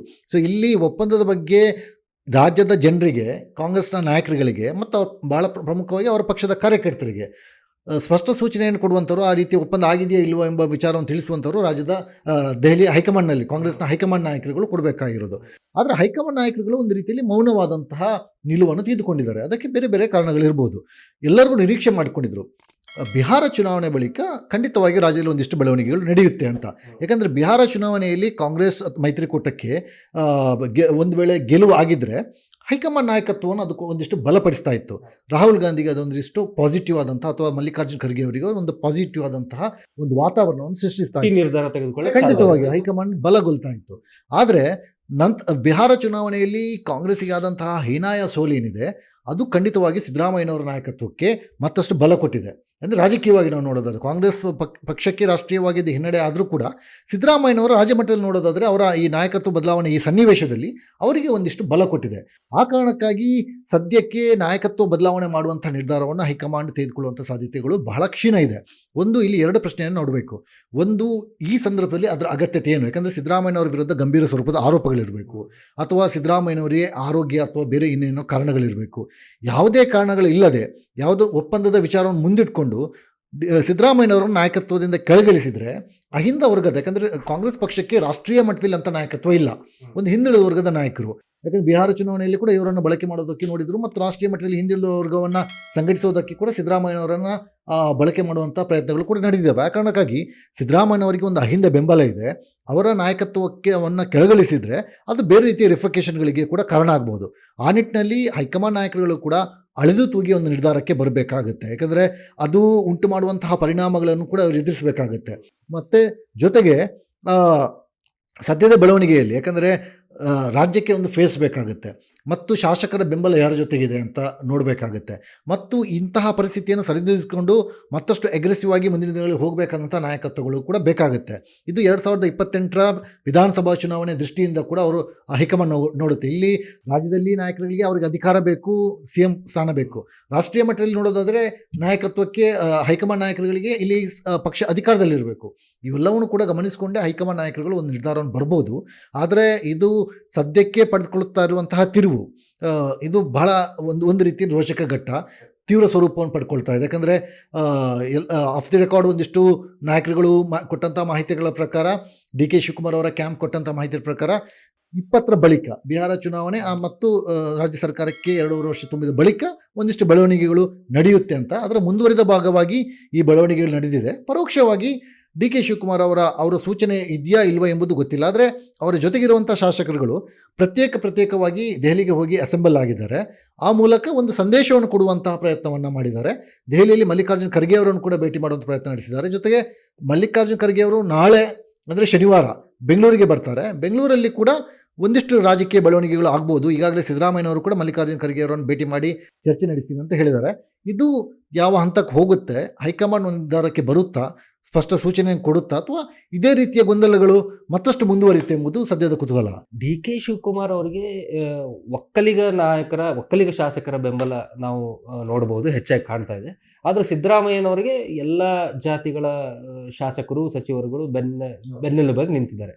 ಹೀಗಾಗಿ ಇದು ಡಿ ಕೆ ಶಿವಕುಮಾರ್ ಅವರಿಗೆ ಒಂದು ಸಣ್ಣದಾದಂಥ ಮೈನಸ್ ಪಾಯಿಂಟ್, ಯಾಕಂದರೆ ಜಾತಿ ಸೀಮಿತ ಬಲ ಅವರಿಗೆ ಸಿಗ್ತಾ ಇದೆ ಅಂತ. ಇಲ್ಲ, ಇಲ್ಲಿ ಡಿ ಕೆ ಶಿವಕುಮಾರ್ ಅವರನ್ನು ಒಕ್ಕಲಿಗ ಶಾಸಕರು ಡಿಫೆಂಡ್ ಮಾಡ್ತಾ ಇರುವಂಥದ್ದು, ಮತ್ತು ಡಿ ಕೆ ಶಿವಕುಮಾರ್ ಅವರಿಗೆ ಅಧಿಕಾರ ಕೊಡಬೇಕು, CM ಸ್ಥಾನ ಕೊಡಬೇಕೆಂಬ ಹೇಳಿಕೆಗಳನ್ನು ಪದೇ ಹಲವಾರು ನಾಯಕರು ಕೊಟ್ಟಿದ್ದಾರೆ. ಕೇವಲ ಒಕ್ಕಲಿಗ ಶಾಸಕರಂತ ಹೇಳೋಕ್ಕಾಗದಲ್ಲಿ ಇಕ್ಬಾಲ್ ಹುಸೇನ್ ಅಂತವರು ಕೂಡ ಅವರ ಪರವಾಗಿ ನಿಂತಿದ್ದಾರೆ, ಮತ್ತು ಬೇರೆ ಸಮುದಾಯದ ಶಾಸಕರುಗಳು ಕೂಡ ಒಂದಿಷ್ಟು ಪ್ರಮಾಣದಲ್ಲಿ ಅವ್ರ ಜೊತೆಗೆ ನಿಂತಿದ್ದಾರೆ. ಆದರೆ ಇಲ್ಲಿ ಇವತ್ತು ದೆಹಲಿಗೆ ಹೋದಂಥವರ ಸಂಖ್ಯೆಗಳನ್ನು ನೋಡಿದರೆ ಇದನ್ನು ನಾವು ಬಲಾಬಲ ಪ್ರದರ್ಶನ ಅಂತ ಕರಿಬೋದು, ಅಥವಾ ಒಂದು ರೀತಿಯಲ್ಲಿ ಪರೋಕ್ಷ ಒತ್ತಡ ತಂತ್ರ ಎಂಬುದನ್ನು ಕರಿಬೋದು ಎಂಬುದನ್ನು ಕೂಡ ನಾವು ಗಮನಿಸಬೇಕಾಗುತ್ತೆ. ಚಲುವರಾಯಸ್ವಾಮಿಯವರು ಸಚಿವರಾಗಿದ್ದಾರೆ, ಅವರು ದೆಹಲಿಗೆ ಹೋಗಿದ್ದಾರೆ, ಮತ್ತು ಅವರ ದೆಹಲಿಯ ಭೇಟಿ ವೈಯಕ್ತಿಕ ಅಂತ ವಿಚಾರವನ್ನು ಹೇಳಿದ್ದಾರೆ. ಅವರು CM ಸಿದ್ದರಾಮಯ್ಯವ್ರ ಜೊತೆಗೆ ಇವತ್ತೊಂದು ವಿಡಿಯೋ ಕಾನ್ಫರೆನ್ಸಲ್ಲಿ ಕೂಡ ಅವರು ಬಂದಿದ್ದರು. ಆ ಸಂದರ್ಭದಲ್ಲಿ ಕೂಡ ಕೃಷಿ ಇಲಾಖೆಗೆ ಸಂಬಂಧಪಟ್ಟಂತೆ ನಾನು ದೆಹಲಿಗೆ ಹೋಗಿದ್ದೀನಿ, ಸಚಿವರನ್ನು ಭೇಟಿ ಮಾಡೋದಕ್ಕೆ ಹೋಗಿದ್ದೀನಿ ಎಂಬ ಮಾತನ್ನು ಹೇಳಿದ್ದಾರೆ. ಆ ಮೂಲಕ ಅವರು ನಾನು ಈ ನಂಬರ್ ಗೇಮಲ್ಲಿ ಇಲ್ಲ ಎಂಬ ಸಂದೇಶವನ್ನು ರವಾನೆ ಮಾಡಿದ್ದಾರೆ. ಅವ್ರ ಜೊತೆಗೆ ಒಂದಿಷ್ಟು ಒಕ್ಕಲಿಗ ಶಾಸಕರುಗಳು ಕೂಡ ಅಲ್ಲಿದ್ದಾರೆ, ಜೊತೆಗೆ ಅವರ ಆಪ್ತ ವಲಯದಲ್ಲಿ ಗುರುತಿಸಿಕೊಂಡಂಥ ಶಾಸಕರುಗಳು ಕೂಡ ಇದ್ದಾರೆ. ಆದರೆ ಇಲ್ಲಿ ಸಂಖ್ಯೆಯ ಬಲಾಬಲವನ್ನು ಕೂಡ ನಾವು ನೋಡಬೇಕಾಗುತ್ತೆ. ಇವಾಗಲೇ ಆ ಹಂತಕ್ಕೆ ಅಥವಾ ಆ ರೀತಿಯ ನಿರ್ಧಾರಕ್ಕೆ ಬರೋದಕ್ಕೆ ಸಾಧ್ಯ ಆಗಲ್ಲ. ಯಾಕಂದರೆ ಸಿದ್ದರಾಮಯ್ಯನವರ ಜೊತೆಗೆ ಎಷ್ಟು ಜನ ಶಾಸಕರುಗಳಿದ್ದಾರೆ, ಡಿ ಕೆ ಶಿವಕುಮಾರ್ ಅವರ ಜೊತೆ ಎಷ್ಟು ಜನ ಶಾಸಕರುಗಳಿದ್ದಾರೆ, ಇವತ್ತು ದೆಹಲಿಗೆ ಯಾರೆಲ್ಲ ಹೋಗಿದ್ದಾರೆ, ಬಹಿರಂಗವಾಗಿ ಡಿ ಕೆ ಶಿವಕುಮಾರ್ ಅವರ ಜೊತೆ ನಿಂತವರು ಅಷ್ಟೇ ಪ್ರಮಾಣದಲ್ಲಿ ಶಾಸಕರು ಇರೋದಾ, ಅಥವಾ ಇವರ ಸಂಖ್ಯೆ ಇನ್ನಷ್ಟು ಜಾಸ್ತಿ ಇದೆಯಾ, ಬೇರೆ ಶಾಸಕರುಗಳ ಬೆಂಬಲ ಕೂಡ ಡಿ ಕೆ ಶಿವಕುಮಾರ್ ಅವರ ಪರವಾಗಿ ಇದೆಯಾ ಎಂಬುದು ಮಾತನ್ನು ಹೇಳಿದರು. ಪೂರಕವಾಗಿ ಒಂದು ವಿಚಾರ ಹೇಳ್ತೀನಿ, ಯಾಕಂದರೆ ಇತ್ತೀಚೆಗೆ ಸಿದ್ದರಾಮಯ್ಯನವರು ಒಂದು ಹೇಳಿಕೆಯನ್ನು ಗಮನಿಸಬೇಕು. ಮುಖ್ಯಮಂತ್ರಿ ಬದಲಾವಣೆ ಮಾಡುವಂಥದ್ದು ಬಿಡುವಂಥದ್ದು ಅದು ಶಾಸಕರುಗಳ ಆಯ್ಕೆ. ಕಾಂಗ್ರೆಸ್ ಶಾಸಕಾಂಗ ಪಕ್ಷದ ಸಭೆಯಲ್ಲಿ ಯಾರನ್ನು ಮುಖ್ಯಮಂತ್ರಿಯನ್ನಾಗಿ ಮಾಡಬೇಕಂತ ನಿರ್ಧಾರ ಮಾಡುವಂಥವ್ರು ಶಾಸಕರುಗಳು ಅಂತ. ಆ ಮೂಲಕ ಸಿದ್ದರಾಮಯ್ಯನವರು ಸಂದೇಶವನ್ನು ಕೊಟ್ಟರು, ನನಗೆ ಶಾಸಕರ ಬೆಂಬಲ ಇದೆ ಅಂತ. ಡಿ ಕೆ ಶಿವಕುಮಾರ್ ಅವರು ಇದಕ್ಕೆ ತಿರುಗೇಟನ್ನು ಕೊಡು ಅಂದರೆ ರಿಯಾಕ್ಟ್ ಮಾಡೋದ ಸಂದರ್ಭದಲ್ಲಿ ಅವರೊಂದು ಮಾತನ್ನು ಹೇಳಿದರು, ನಾಯಕತ್ವ ಬದಲಾವಣೆ ಅಥವಾ ಸಿ ಎಂ ಸ್ಥಾನ ಬದಲಾವಣೆ ಅದು ಹೈಕಮಾಂಡ್ ನಾಯಕರುಗಳ ವಿವೇಚನೆಗೆ ಬಿಟ್ಟಿರೋದು, ಅವರು ನಿರ್ಧಾರ ಮಾಡುವಂಥದ್ದು ಅಂತ. ಅವರು ಶಾಸಕರ ಬಗ್ಗೆ ಹೇಳಿಲ್ಲ, ಬದಲಾಗಿ ಹೈಕಮಾಂಡ್ಗೆ ಆ ಒಂದು ಅವರ ಬಗ್ಗೆ ಒಂದು ಒಪಿನಿಯನನ್ನು ಹೇಳಿದರು. ಅಂದರೆ ಅದನ್ನು ನಿರ್ಧಾರ ಮಾಡುವಂಥವ್ರು ಹೈಕಮಾಂಡ್ ಅಂದರೆ ಅವರ ತಲೆ ಮೇಲೆ ಈ ಒಂದು ಜವಾಬ್ದಾರಿಯನ್ನು ಹೊರಿಸಿದರು. ಆ ಮೂಲಕ ಡಿ ಕೆ ಶಿವಕುಮಾರ್ ಅವರು ಭಾಳ ಸ್ಪಷ್ಟವಾಗಿ ಹೈಕಮಾಂಡ್ ನನಗೆ ಆ ಸ್ಥಾನಮಾನವನ್ನು ಕೊಡುತ್ತೆ ಅಥವಾ ನನಗೆ ಕೊಟ್ಟಂತಹ ಭರವಸೆಯನ್ನು ಈಡೇರಿಸುತ್ತೆ ಎಂಬ ನಿರೀಕ್ಷೆಯಲ್ಲಿದ್ದಾರೆ. ಸಹಜವಾಗಿ ಸಿದ್ದರಾಮಯ್ಯನವರಿಗೆ ಒಂದು ದೊಡ್ಡ ಪ್ರಮಾಣದ ಜನ ಬೆಂಬಲ ಮತ್ತು ಅಹಿಂದ ವರ್ಗದ ಬೆಂಬಲ, ಶಾಸಕರುಗಳ ಬೆಂಬಲ ಕೂಡ ಬಹುತೇಕ ದೊಡ್ಡ ಪ್ರಮಾಣದಲ್ಲಿ ಇದೆ ಎಂಬುದಂತೂ ಸ್ಪಷ್ಟ. ಆದರೆ ಇದು ಮುಂದಿನ ದಿನಗಳಲ್ಲಿ ತಿರುವು ಕೂಡ ಪಡ್ಕೊಳ್ಬೋದು. ಯಾಕಂದರೆ ನಾಯಕತ್ವ ಯಾವ ಕಡೆಗೆ ಹೋಗುತ್ತೋ ಆ ಕಡೆಗೆ ಜನ ವಾಲ್ತಾರೆ ಮತ್ತು ಶಾಸಕರು ವಾಲ್ತಾರೆ. ಅಂತಿಮವಾದಂತಹ ನಿರ್ಧಾರ ಹೈಕಮಾಂಡ್ ಕೈಯಲ್ಲಿದೆ. ಇನ್ನೊಂದು ಗಮನಿಸಬೇಕಾದಂಥದ್ದು ಇರ್ಷಾದ್ ಏನಂದ್ರೆ, ಕೆ ಎನ್ ರಾಜಣ್ಣ ಅವರ ಪುತ್ರ ಇವತ್ತು ದೆಹಲಿಯಲ್ಲಿ ಅಮಿತ್ ಶಾ ಅವರನ್ನು ಭೇಟಿ ಮಾಡಿದ್ದಾರೆ. ಇದು ಸಹಕಾರ ಕ್ಷೇತ್ರಕ್ಕೆ ಸಂಬಂಧಿಸಿದಂತೆ ಒಂದು ಯಾವುದೋ ಸಭೆ. ಆದರೆ ಈ ಸಮಯದಲ್ಲಿ ಈ ಭೇಟಿಯನ್ನ ರಾಜಕೀಯ ದೃಷ್ಟಿಯಿಂದಲೂ ನೋಡ್ಲಾಗ್ತಾ ಇದೆ ರಾಜ್ಯದಲ್ಲಿ. ಇದು ಉದ್ದೇಶಪೂರ್ವಕ ಭೇಟಿಯೋ ಅಥವಾ ಇದ್ರ ಹಿಂದೆ ಸಿದ್ದರಾಮಯ್ಯನವರ ಏನಾದರೂ? ಇಲ್ಲ, ಖಂಡಿತ ಆ ರೀತಿ ನೋಡೋಕ್ಕಾಗೋದಿಲ್ಲ ಸಿದ್ದರಾಮಯ್ಯನವರು. ಯಾಕಂದರೆ ಕೆ ಎನ್ ರಾಜಣ್ಣ ಅವರು ಹೌದು, ಅವರ ಇತ್ತೀಚಿನ ಹೇಳಿಕೆಗಳನ್ನು ಗಮನಿಸಿದರೆ ಮತ್ತು ಅವರನ್ನು ಸಚಿವ ಸಂಪುಟದಿಂದ ವಜಾ ಮಾಡಿರುವಂಥದ್ದು, ಅದು ರಾಜೀನಾಮೆ ಕೂಡ ಅಲ್ಲ, ನೇರವಾಗಿ ಅವರನ್ನು ವಜಾ ಮಾಡಿರುವಂಥದ್ದು ವೋಟ್ ಚೋರಿ ವಿಚಾರವಾಗಿ ಕಾಂಗ್ರೆಸ್ ರಾಹುಲ್ ಗಾಂಧಿ ನೇತೃತ್ವದಲ್ಲಿ ಹೋರಾಟ ಮಾಡಿದಂಥ ಸಂದರ್ಭದಲ್ಲಿ ರಾಜಣ್ಣ ಅವರು ಕೊಟ್ಟಂತಹ ಒಂದು ಹೇಳಿಕೆ ರಾಷ್ಟ್ರೀಯ ಮಟ್ಟದಲ್ಲಿ ಪಕ್ಷಕ್ಕೆ ಮುಜುಗರ ಉಂಟು ಮಾಡಿತ್ತು. ಆ ಕಾರಣಕ್ಕಾಗಿ ನೇರವಾಗಿ ಸಿದ್ದರಾಮಯ್ಯನವರಿಗೆ ಸೂಚನೆ ಕೊಟ್ಟು ರಾಹುಲ್ ಗಾಂಧಿ ಅವರು ಸೂಚನೆ ಕೊಟ್ಟ ಮೇರೆಗೆ ಅವರನ್ನು ಸಂಪುಟದಿಂದ ವಜಾ ಮಾಡಲಾಗಿತ್ತು. ಬಟ್ ತಾವು ಹೇಳಿದಂಗೆ ಈ ಸಂದರ್ಭ ಬಹಳ ಪ್ರಾಮುಖ್ಯತೆ ಪಡ್ಕೊಳ್ಳುತ್ತೆ. ಇತ್ತೀಚೆಗೆ ಅಲ್ಲಿ ಅವರ ಕ್ಷೇತ್ರದಲ್ಲಿ ಒಂದು ದೊಡ್ಡ ಮಟ್ಟದಲ್ಲಿ ಬೈಕ್ ರ್ಯಾಲಿಯನ್ನು ಮಾಡಿದರು ರಾಜಣ್ಣ ಅವರು. ಅವರ ಅಭಿಮಾನಿಗಳು, ಅವರ ಕಾರ್ಯಕರ್ತರು ಯಾರು ಕಾಂಗ್ರೆಸ್ ಪಕ್ಷದ ಬಾವುಟವನ್ನು ಹಿಡ್ಕೊಂಡಿರಲಿಲ್ಲ. ಆ ಮೂಲಕ ಅವರು ಸ್ಟೇಜಲ್ಲಿ ಕೂಡ ಅದನ್ನು ಪ್ರಸ್ತಾಪ ಮಾಡಿದರು. ಯಾಕಂದರೆ ಇಲ್ಲಿ ಅವರ ಕ್ಷೇತ್ರದಲ್ಲಿ ತುಮಕೂರು ಜಿಲ್ಲೆಯಲ್ಲಿ ಯಾವ ರೀತಿಯಲ್ಲಿ ಕಾಂಗ್ರೆಸ್ ಧೂಳಿಪಟ ಆಗಿತ್ತು ಹಿಂದೆ, ಮತ್ತು ಮುಂದಿನ ಆ ರೀತಿಯ ಒಂದು ಪರಿಸ್ಥಿತಿ ಕೂಡ ಬರಬಹುದು, ನನ್ನನ್ನು ನಿರ್ಲಕ್ಷ್ಯ ಮಾಡಿದರೆ ಕಾಂಗ್ರೆಸ್ಸಿಗೆ ಇಲ್ಲಿ ಶೋಷಣೀಯವಾದಂಥ ಒಂದು ಪರಿಸ್ಥಿತಿ ಬರ್ಬೋದು ಎಂಬ ಮಾತನ್ನು ಪರೋಕ್ಷವಾಗಿ ಒಂದು ಎಚ್ಚರಿಕೆ ಗಂಟೆಯನ್ನು ಅವರು ಕೊಟ್ಟರು. ಅದೇ ಸಂದರ್ಭದಲ್ಲಿ ರಾಜಣ್ಣ ಅವರ ಪುತ್ರ ರಾಜೇಂದ್ರ ಅವರು ದೆಹಲಿಗೆ ಹೋಗಿ ಅಮಿತ್ ಶಾ ಅವರನ್ನು ಭೇಟಿಯಾಗಿರುವಂಥದ್ದು ಆ ರೀತಿಯ ಸುದ್ದಿಗಳು ಹರಿದಾಡ್ತಾ ಇದೆ. ಬಹುಶಃ ಇದು ಕಾಕತಾಳೀಯ ಅಂತಲೇ ಹೇಳ್ಬೋದು, ಅಥವಾ ಈ ಸಂದರ್ಭದಲ್ಲಿ ಚರ್ಚೆ ಮಾಡುವ ಕಾರಣ ನಾವು ನೋಡೋದಾದರೆ ಪರೋಕ್ಷವಾಗಿ. ಯಾಕಂದರೆ ಒಂದು ಸಂದರ್ಭ ಭಾಳ ಇಂಪಾರ್ಟೆಂಟ್ ಆಗುತ್ತೆ, ಯಾವ ಸಂದರ್ಭದಲ್ಲಿ ಯಾರನ್ನು ಭೇಟಿ ಆಗ್ತಾರೆ ಎಂಬುದು. ಅಲ್ಲಿ ಸಹಕಾರ ಇಲಾಖೆ ಸಂಬಂಧಪಟ್ಟಂತೆ ಅವರು ಭೇಟಿಯಾಗಿರಲೂಬಹುದು ಅಸಲಿ ಅವರ ನೈಜ ಉದ್ದೇಶ. ಆದರೆ ಅದು ಕೊಡುವಂತಹ ಸಂದೇಶ ಮತ್ತು ಈ ಸಂದರ್ಭ ಇದಾಗಿರೋದ್ರಿಂದ ಬೇರೆ ರೀತಿಯಲ್ಲಿ ಇಂಟರ್ಪ್ರಿಟೇಷನ್ ಆಗುವಂಥ ಸಾಧ್ಯತೆಗಳು ಹೆಚ್ಚಾಗಿದ್ದಾವೆ. ಕೊನೆಯಲ್ಲಿ ಹಿಂದೊಮ್ಮೆ ಫ್ಲೋರ್ ಟೆಸ್ಟ್ನಲ್ಲಿ ಮಾಜಿ ಮುಖ್ಯಮಂತ್ರಿ BS ಯಡಿಯೂರಪ್ಪನವರು ಮಾತನಾಡ್ತಿರ್ಬೇಕಾದ್ರೆ ಡಿ ಕೆ ಶಿವಕುಮಾರ್ ಅವ್ರನ್ನ ಉದ್ದೇಶಿಸಿ ಒಂದು ಮಾತು ಹೇಳ್ತಾರೆ, ಕಾಂಗ್ರೆಸ್ನಲ್ಲಿದ್ದರೆ ನೀವು ಮುಖ್ಯಮಂತ್ರಿ ಆಗ್ತೀರಾ ಅಂತ ಒಂದು ಹೇಳಿಕೆಯನ್ನು ಅವ್ರು ಕೊಟ್ಟಿದ್ರು. ಆ ಹೇಳಿಕೆ ಈಗ ಬಹಳಷ್ಟು ಚರ್ಚೆಗೆ ಬರ್ತಿದೆ. ಬಹುಶಃ ಡಿ ಕೆ ಶಿವಕುಮಾರ್ ಕಾಂಗ್ರೆಸ್ನಲ್ಲಿದ್ದರೆ ಮುಖ್ಯಮಂತ್ರಿ ಆಗೋದಿಲ್ವೇನೋ ಅನ್ನುವಂಥ ಚರ್ಚೆಗಳು ಬರ್ತಾ ಇದೆ. ಜೊತೆ ಅದು ಅಥವಾ ಆ ಸಂದೇಶ ಯಡಿಯೂರಪ್ಪನವರು ಡಿ ಕೆ ಶಿವಕುಮಾರ್ ಅವರಿಗೆ ಕೊಟ್ಟಂತ ಆ ಹೇಳಿಕೆ ಏನಿದೆ, ಅದರ ಹಿಂದಿನ ಉದ್ದೇಶ ಅಂದರೆ BJP ಹತ್ತ ಒಂದಿನ ನೀವು ಬರ್ತೀರಿ ಅನ್ನೋ ಸಂದೇಶ ಇತ್ತು. ಓಕೆ, ಅಲ್ಲ, ಇಲ್ಲಿ ಡಿ ಕೆ ಶಿವಕುಮಾರ್ ಅವರು ಕಾಂಗ್ರೆಸ್ ಪಕ್ಷದ ಒಂದು ಅವರು ತಮ್ಮ ತಾನು ಹೇಳ್ತಾರೆ ಬಾಂಡ್ ಕಾಂಗ್ರೆಸ್. ಹೌದು, ಯಾಕಂದರೆ ಡಿ ಕೆ ಶಿವಕುಮಾರ್ ಅವರು ಅವರಿಗೆ ಕಾಂಗ್ರೆಸ್ ಪಕ್ಷ ಏನೆಲ್ಲ ಕೊಡಬೇಕು, ಆ ಸ್ಥಾನಮಾನ ಕೊಡಬೇಕು, ಆ ಸ್ಥಾನಮಾನಗಳನ್ನು ಕೊಟ್ಟಿದೆ. ಜೊತೆಗೆ ಡಿ ಕೆ ಶಿವಕುಮಾರ್ ಅವರ ಪಾತ್ರ ಕೂಡ ಕಾಂಗ್ರೆಸ್ ಪಕ್ಷದಲ್ಲಿ ಬಹಳ ಪ್ರಾಮುಖ್ಯತೆಯನ್ನು ಪಡ್ಕೊಂಡಿದೆ. ಅದು ಒಬ್ಬ ಸಂಘಟನಾಕ್ಕಾಗಿ ಅವರು ತುಂಬ ಅಗ್ರೆಸಿವ್ ಆಗಿ ಸಂಘಟನೆಯನ್ನು ಕೂಡ ಮಾಡಿದ್ದಾರೆ. 2023 ವಿಧಾನಸಭಾ ಚುನಾವಣೆ ಸಂದರ್ಭದಲ್ಲಿ ಕೂಡ ಕಾಂಗ್ರೆಸ್ ಪಕ್ಷ ಅಧಿಕಾರಕ್ಕೆ ಬರೋದರಲ್ಲಿ ಅವರ ಪಾತ್ರವನ್ನು ಕೂಡ ನಾವು ಅಲ್ಲಗಳೆಯುವ ಹಾಗಿಲ್ಲ, ಅವರ ಪಾತ್ರ ಕೂಡ ಇದೆ.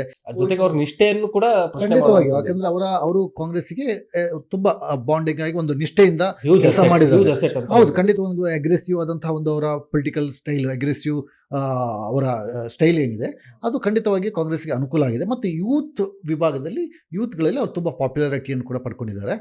ಬಹಳ ಮುಖ್ಯವಾಗಿ ಕಾಂಗ್ರೆಸ್ ಪಕ್ಷ ಯಾವಾಗ ಸಂಕಷ್ಟದಲ್ಲಿತ್ತು ರಾಷ್ಟ್ರೀಯ ಮಟ್ಟದಲ್ಲಿ, ಅದು ಶಾಸಕರುಗಳನ್ನು ಆಪರೇಷನ್ ಕಮಲದಿಂದ ಉಳಿಸಿಕೊಳ್ಳುವಂಥ ಸಂದರ್ಭ, ಗುಜರಾತಲ್ಲಿ ಅಲ್ಲಿಯ ಶಾಸಕರುಗಳನ್ನು ಅವರು ತಂದು ಇಲ್ಲಿ ರೆಸಾರ್ಟಲ್ಲಿ ಅವರಿಗೆ ಆಶ್ರಯ ನೀಡಿ ಅವರಿಗೆ ರಕ್ಷಣೆ ನೀಡಿ ಆ ಸಂದರ್ಭದಲ್ಲಿ ಕೂಡ ಪಕ್ಷದ ಹೈಕಮಾಂಡ್ ಏನು ಸೂಚನೆ ಕೊಡ್ತೋ ಅದನ್ನು ಅವರು ಪಾಲನೆ ಮಾಡಿದ್ದಾರೆ. ಬೇರೆ ಬೇರೆ ಸಂದರ್ಭದಲ್ಲಿ ಪಕ್ಷದ ಹೈಕಮಾಂಡ್ ಏನು ಸೂಚನೆಗಳನ್ನು ಕೊಟ್ಟಿದ್ವೋ ಅದನ್ನು ಯಥಾವತ್ತಾಗಿ ಅವರು ಪಾಲನೆ ಮಾಡಿದ್ದಾರೆ. ಈ ಕಾರಣಕ್ಕಾಗಿ ಅವರ ಕಾಂಗ್ರೆಸ್ ಪಕ್ಷದ ನಿಷ್ಠೆ ಕಾರಣಕ್ಕಾಗಿ ರಾಷ್ಟ್ರೀಯ ಮಟ್ಟದಲ್ಲಿ ಅದರಲ್ಲೂ ಸೋನಿಯಾ ಗಾಂಧಿಯವರ ಅವರಿಗೆ ಡಿ ಕೆ ಶಿವಕುಮಾರ್ ಅವರ ಬಗ್ಗೆ ತುಂಬ ಒಲವು ಇದೆ. ಯಾವಾಗ ಅವರು ಅಕ್ರಮ ಹಣಕಾಸು ವರ್ಗಾವಣೆ ವಿಚಾರದಲ್ಲಿ ಕೇಸಿಗೆ ಒಳಗಾಗಿ ತಿಹಾರ್ ಜೈಲಿಗೆ ಹೋಗಬೇಕಾದ ಸಂದರ್ಭ ಬಂತು, ಆ ಸಂದರ್ಭದಲ್ಲೂ ಕೂಡ ಅವರನ್ನು ಕಾಂಗ್ರೆಸ್ ನಾಯಕತ್ವ ಬಿಟ್ಟುಕೊಟ್ಟಿಲ್ಲ. ಸ್ವತಃ ಸೋನಿಯಾ ಗಾಂಧಿಯವರು ಜೈಲಿಗೆ ಹೋಗಿ ಅವರನ್ನು ಭೇಟಿ ಮಾಡಿ ಮಾತುಕತೆ ಮಾಡಿ ಅವರಿಗೆ ಸಾಂತ್ವನವನ್ನು ಹೇಳಿಕೊಂಡು ಅವರಿಗೆ ಧೈರ್ಯವನ್ನು ತುಂಬಿ ಬಂದಿದ್ದರು. ಆ ಮೂಲಕ ಅವರ ಜೊತೆಗೆ ನಾವು ಇದ್ದೇವೆ ಎಂಬ ಸಂದೇಶವನ್ನು ರಾಷ್ಟ್ರೀಯ ಮಟ್ಟದಲ್ಲಿ ಸೋನಿಯಾ ಗಾಂಧಿಯವರನ್ನು ಕೊಟ್ಟರು. ಯಾವಾಗ ಜೈಲಿಂದ ಹೊರಗಡೆ ಬಂದು ಅವರ ರಾಜಕೀಯ ಒಂದು ಅಧ್ಯಯನ ಮುಗಿಯಿತು ಎಂಬ ಚರ್ಚೆಗಳು ನಡೀತಾ ಇದ್ದಂಥ ಸಂದರ್ಭದಲ್ಲಿ KPCC ಅಧ್ಯಕ್ಷ ಸ್ಥಾನವನ್ನು ಕೊಟ್ಟರು. ಯಾಕಂದರೆ ಅವರ ವಿರುದ್ಧ ಇಡಿ ಕೇಸಿತ್ತು, CBI ಕೇಸಿತ್ತು, ಅಷ್ಟೆಲ್ಲ ಹಗರಣಗಳ ಆರೋಪಗಳಿದ್ದರೂ ಕೂಡ ಒಂದು ಕಾಂಗ್ರೆಸ್ ಪಕ್ಷ, ರಾಷ್ಟ್ರೀಯ ಕಾಂಗ್ರೆಸ್ ಪಕ್ಷದ ರಾಜ್ಯ ನಾಯಕತ್ವವನ್ನು ಅವರ ಕೈಗೆ ಕೊಟ್ಬಿಟ್ರು. ಒಂದಿಷ್ಟು ವಿರೋಧಗಳು ಬಂದರೂ ಕೂಡ ರಾಷ್ಟ್ರೀಯ ನಾಯಕತ್ವ ಅದನ್ನು ಪರಿಗಣಿಸಿಲ್ಲ. ಹಾಗಿರುವಾಗ ಅವರು ಕೂಡ ಕಾಂಗ್ರೆಸ್ ಪಕ್ಷಕ್ಕೆ ಅಷ್ಟೇ ನಿಷ್ಠೆಯಾಗಿದ್ದಾರೆ. ಜೊತೆಗೆ ಕಾಂಗ್ರೆಸ್ ಪಕ್ಷದ ರಾಷ್ಟ್ರೀಯ ನಾಯಕತ್ವ ಕೂಡ ಅವರ ಬಗ್ಗೆ ಒಂದಿಷ್ಟು ಒಲವುಗಳನ್ನು ಹೊಂದಿದ್ದಾವೆ. ಆದರೆ ಇಲ್ಲಿ ಅಂತಿಮವಾಗಿ ಬೇರೆ ಬೇರೆ ಲೆಕ್ಕಾಚಾರಗಳು ಇದ್ದೇ ಇರ್ತವೆ. ಯಾಕಂದರೆ ಸಿದ್ದರಾಮಯ್ಯನವರನ್ನು ನಾಯಕತ್ವದಿಂದ ಇಳಿಸಿದರೆ ಅವರಿಗೆ ಮುಂದಿನ ಸ್ಥಾನಮಾನ ಏನು ಎಂಬುದು ಬಹಳ ಪ್ರಮುಖವಾದ ಪ್ರಶ್ನೆ. ಸಿದ್ದರಾಮಯ್ಯನವರು ಭಾಳ ಆ್ಯಕ್ಟಿವ್ ಪೊಲಿಟಿಷಿಯನ್ಸು. ಹಾಗಂದರೆ ಅವರು ರಾಜಕೀಯವಾಗಿ ಯಾವತ್ತೂ ಸುದೀರ್ಘವಾದಂಥ ಅಧಿಕಾರದಲ್ಲಿದ್ದಂಥವ್ರು. ಯಾಕೆಂದರೆ ಅವರ ಮಾತಿದೆ, ಅವರು ಗುಟದ ಕಾರು ಬಿಟ್ಟು ಇಳಿದಿರುವಂಥದ್ದೇ ಭಾಳ ಕಡಿಮೆ. ಅಷ್ಟು ಸುದೀರ್ಘವಾದಂಥ ತಮ್ಮ 40-42 ವರ್ಷಗಳ ರಾಜಕೀಯ ಅವಧಿಯಲ್ಲಿ ಅವರು ಅಧಿಕಾರ, ಅಂದರೆ ವಿಪಕ್ಷದ ನಾಯಕರಾಗಿದ್ದಾರೆ, ಸಚಿವರಾಗಿ, DCM ಆಗಿ, 2 ಬಾರಿ ಮುಖ್ಯಮಂತ್ರಿಯಾಗಿ, ಇನ್ನೇನೋ ಜನವರಿ ತಿಂಗಳೇ ಮುಗೀತು ಅಂತಂದರೆ ದೇವರಾಜ ಅರಸು ಅವರ ಸುದೀರ್ಘ ಮುಖ್ಯಮಂತ್ರಿ ದಾಖಲೆ ಏನಿದೆ ಆ ದಾಖಲೆಯನ್ನು ಕೂಡ ಅವರು ಮುರಿತಾರೆ. ಅಷ್ಟು ರೀತಿಯ ಬೇರೆ ಬೇರೆ ಜವಾಬ್ದಾರಿಗಳನ್ನು ಅವರು ನಿರ್ವಹಣೆ ಮಾಡಿದ್ದಾರೆ.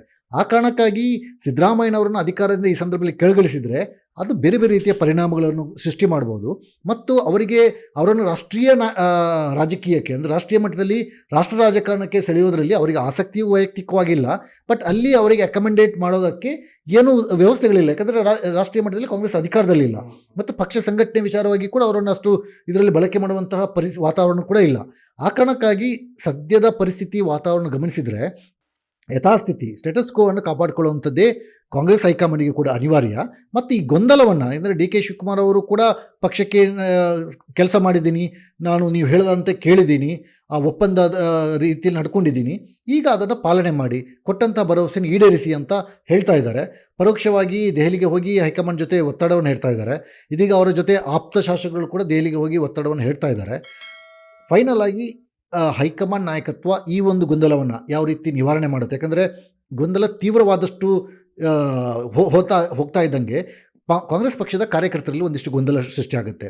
ಮತ್ತು ಪದೇ ಪದೇ ನಾಯಕತ್ವ ಬದಲಾವಣೆ ಚರ್ಚೆಗಳು ಬರ್ತಾ ಇದ್ದಂತೆ ಅಧಿಕಾರಿಗಳಲ್ಲಿ ಕೂಡ ಅಡ್ಮಿನಿಸ್ಟ್ರೇಷನ್ಗೆ ಸಮಸ್ಯೆ ಆಗುತ್ತೆ. ಯಾಕಂದರೆ ಮುಖ್ಯಮಂತ್ರಿ ಕೊಟ್ಟಂಥ ಸೂಚನೆಯನ್ನು ಪಾಲನೆ ಮಾಡುವಂತಹ ಒಂದು ಅಷ್ಟೊಂದು ಗಂಭೀರವಾಗಿ ತೆಗೆದುಕೊಳ್ಳುವಂಥ ಪರಿಸ್ಥಿತಿಯಲ್ಲಿ ಕೂಡ ಅಧಿಕಾರಿಗಳು ಇರೋದಿಲ್ಲ. ಯಾಕಂದರೆ ಒಂಥರ ಅನ್ಸ್ಟೇಬಲ್ ವಾತಾವರಣ ಅಥವಾ ಆ ರೀತಿಯ ಪರಿಸ್ಥಿತಿ ಸೃಷ್ಟಿಯಾಗುತ್ತೆ. ಆ ಕಾರಣಕ್ಕಾಗಿ ಇವೆಲ್ಲದಕ್ಕೂ ಹೈಕಮಾಂಡ್ ಪುಲಿ ಸ್ಟಾಪ್ ಹಾಕಬೇಕಾಗುತ್ತೆ.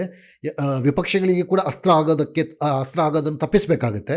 ಆ ನಿಟ್ಟಿನಲ್ಲಿ ಕಾಂಗ್ರೆಸ್ ಹೈಕಮಾಂಡ್ ಏನು ನಿರ್ಧಾರವನ್ನು ಕೈಗೊಳ್ಳುತ್ತೆ, ಬಹುಶಃ ಇನ್ನು ಕೆಲವು ದಿನಗಳಲ್ಲಿ ಅದು ಕೂಡ ಒಂದು ಸ್ಪಷ್ಟವಾದಂಥ ಚಿತ್ರಣ ಬರ್ಬೋದು. ಕೊನೆಯದಾಗಿ ಈ ರಾಜಕೀಯ ಬೆಳವಣಿಗೆಗಳು ಒಂದು ಕಡೆ, ಜೊತೆಗೆ DK ಶಿವಕುಮಾರ್ ಅವರ ನಿಷ್ಠೆ ಒಂದು ಕಡೆ, ಯಡಿಯೂರಪ್ಪನವರ ಮಾತು ನಿಜ ಆಗುತ್ತಾ ಇಲ್ವಾ? ಖಂಡಿತವಾಗಿ ಅದನ್ನು ಹೇಳೋಕ್ಕಾಗೋದಿಲ್ಲ. ಯಾಕಂದರೆ DK ಶಿವಕುಮಾರ್ ಯಾವತ್ತೂ BJP ಕಡೆ ಹೋಗುವಂತಹ ವ್ಯಕ್ತಿ ಅಲ್ಲ. ಜೊತೆಗೆ BJPಯಲ್ಲಿ ಕೂಡ ಹೋದರೆ ಆ ರೀತಿಯ ಒಂದು ಅಕಮಡೇಟ್ ಮಾಡುವಂತಹ ವಾತಾವರಣ ಅಲ್ಲೂ ಇಲ್ಲ. ಅಲ್ಲ, ಅವ್ರು BJPಗೆ ಹೋಗದೇ ಇರ್ಬೋದು, ಆದರೆ ಕಾಂಗ್ರೆಸ್ನಲ್ಲಿದ್ದರೆ ಅವರು ಮುಖ್ಯಮಂತ್ರಿ ಆಗೋದಿಲ್ಲ ಅನ್ನೋ ಮಾತಾಡೋದು ನಿಜವಾಗುತ್ತಾ ಅಂತ? ಅದು ಅವರು ಒಂದು ಮಾತನ್ನು ಹೇಳ್ತಾರೆ, ಪ್ರಯತ್ನ ನಮ್ಮದು, ಫಲ ದೇವರದ್ದು ಅಂತ. ಸೊ ಹಾಗಾಗಿ DK ಶಿವಕುಮಾರ್ ಅವರಿಗೆ ಅಂತಹ ಅವಕಾಶಗಳು ಬರಲೂಬಹುದು, ಬರದೇ ಇರಲೂಬಹುದು, ಅದನ್ನು ಹೇಳೋಕ್ಕಾಗೋದಿಲ್ಲ. ಯಾಕಂದರೆ ಅದನ್ನು ನಿರ್ಧಾರ ಮಾಡುವಂಥವರು ಹೈಕಮಾಂಡ್ ನಾಯಕತ್ವ ಅಥವಾ ಕಾಂಗ್ರೆಸ್ ಪಕ್ಷದ ಶಾಸಕರುಗಳು. ಅವರಿಗೆ ಅವರು ಪಕ್ಷಕ್ಕೆ ಮಾಡಿದಂತಹ ಕೆಲಸ ಕಾರ್ಯಗಳು, ಅವ್ರು ಮಾಡಿದಂತಹ ತ್ಯಾಗ ಇರ್ಬೋದು, ಅಥವಾ ಅವರು ಕೊಟ್ಟಂಥ ಸಮಯಗಳು ಮತ್ತು ಬೇರೆ ಬೇರೆ ರೀತಿಯಲ್ಲಿ ಹೈಕಮಾಂಡ್ ಬಂದಂಥ ಸೂಚನೆಗಳನ್ನು ಅವರು ಪಾಲನೆ ಮಾಡಿರೋದ್ರಿಂದ ಸಮಯ ಬಂದಾಗ ನಾಯಕತ್ವವನ್ನು ಆಯ್ಕೆ ಮಾಡುವಂಥದ್ದು, ಸೂಕ್ತ ಸಂದರ್ಭದಲ್ಲಿ ಸೂಕ್ತ ವಾತಾವರಣದಲ್ಲಿ ಯಾರಿಗೆ ಯಾವ ಜವಾಬ್ದಾರಿಯನ್ನು ಕೊಡಬೇಕು, ನಾಯಕತ್ವ ಬದಲಾವಣೆ ಮಾಡಬೇಕಾ ಬೇಡವಾ, ಮಾಡಿದರೆ ಅದರಿಂದ ಆಗುವ ಅನುಕೂಲಗಳೇನು, ಮಾಡದಿದ್ದರೆ ಅದರಿಂದ ಆಗುವಂಥ ನಷ್ಟಗಳೇನು, ಇವೆಲ್ಲವನ್ನು ಕೂಡ ಹೈಕಮಾಂಡ್ ಪರಿಗಣಿಸುತ್ತೆ. ಹೈಕಮಾಂಡ್ ನಾಯಕತ್ವ ಅವರದೇ ಆದ ರೀತಿಯಲ್ಲಿ ವಿಮರ್ಶೆಗಳನ್ನು ಮಾಡಿ ಒಂದು ಅಂತಿಮ ತೀರ್ಮಾನಕ್ಕೆ ಬರಬಹುದು. ಸೊ ನೋಡಿದ್ರಲ್ಲ ವೀಕ್ಷಕರೇ, ಈ ರಾಜ್ಯ ರಾಜಕೀಯದ ಈ ಬೆಳವಣಿಗೆಗಳ ಬಗ್ಗೆ ಇರ್ಷಾದ್ ಅವರು ಒಂದು ಸುದೀರ್ಘವಾದ ವಿಶ್ಲೇಷಣೆ ಮಾಡಿದ್ರು. ಹಾಗೆ ಇದು ಯಾವ ಹಂತಕ್ಕೆ ಹೋಗಿ ಮುಟ್ಟತ್ತೆ, ಇದಕ್ಕೊಂದು ತಾರ್ಕಿಕ ಅಂತ್ಯ ಅನ್ನೋದಿದೆಯಾ, ಅಥವಾ ಇನ್ನು ಮುಂದಿನ 2.5 ವರ್ಷಗಳ ಕಾಲ ಇದೇ ಅಧಿಕಾರ ಹಸ್ತಾಂತರದ ಬಗ್ಗೆಯೇ ಕಾಂಗ್ರೆಸ್ ಸರ್ಕಾರ ಚರ್ಚೆ ಮಾಡುತ್ತಾ? ಈ ಎಲ್ಲ ಬೆಳವಣಿಗೆಗಳ ಬಗ್ಗೆ ನಿಮ್ಮ ನೆಚ್ಚಿನ ವಿಜಯ ಕರ್ನಾಟಕ ವೆಬ್ ಒಂದು ಕಣ್ಣಿಟ್ಟಿರುತ್ತೆ. ಧನ್ಯವಾದ.